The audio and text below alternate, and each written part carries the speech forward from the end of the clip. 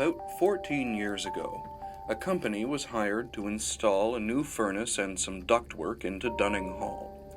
The workmen on the job site noticed that at the end of each day they would often find electrical cords rolled up, ladders placed against walls, and coats hung up as if someone had been tidying, but no one claimed to have done so. This continued for weeks, everyone blaming each other for the strange appearances. An explanation was never found, but this was not the only strange experience that the workmen were to encounter. One afternoon, the site foreman was in the men's room when he distinctly felt someone tapping him on the shoulder. He knew he was the only person in the room and fled, and refused to return to that particular room again. Shortly after this event, this same man arrived at work early one morning to prepare for the day. As soon as he placed the key in the locked door, he heard an odd noise that reminded him of the sound of an air tool. Knowing that none of the workers had arrived yet, he was perplexed by the noise, which continued to grow louder as he walked down the hall. Carrying his plans and paperwork in his arms, he walked through the building, following the noise and looking for its source. He rounded a corner and before him saw a woman whose feet were not touching the ground. She spotted him at the same time that he saw her, and she came rushing towards him at great speed, passing by him and disappearing. The wind tunnel that came with the woman was strong enough to pull his tucked shirt out of his pants and send his plans and paperwork swirling down the hall. The company completed its work in Dunning, but the foreman never returned to the building after his encounter with this woman. We have yet to find any explanation as to the identity of this woman or the source of the hauntings in Dunning Hall.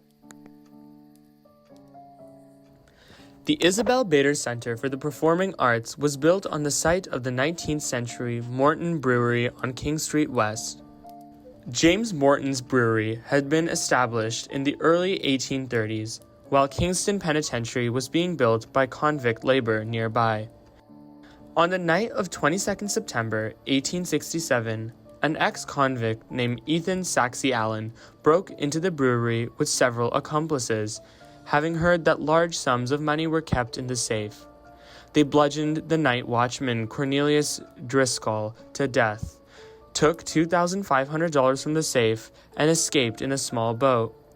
After stashing the money on Wolf Island, they continued to the New York shore. Legend has it that the ghost of watchman Cornelius Driscoll continued to roam the brewery, checking that doors were locked. Sightings were still reported by community theater groups which used the building at night in the late 20th century. A 2002 episode of the TV series Creepy Canada, devoted to the story of Cornelius Driscoll, was shot at the site which would later become the Isabel. The show reported that no matter how hard workers had tried to remove the bloodstains created during his murder, the stains would not come off the stones. And in 1887, those stones were removed completely. The stone walls patrolled by Cornelius are still part of the Isabel Bader Center. Today's film and media students spend many late nights editing in the Isabel. This story will keep everyone awake and on their toes.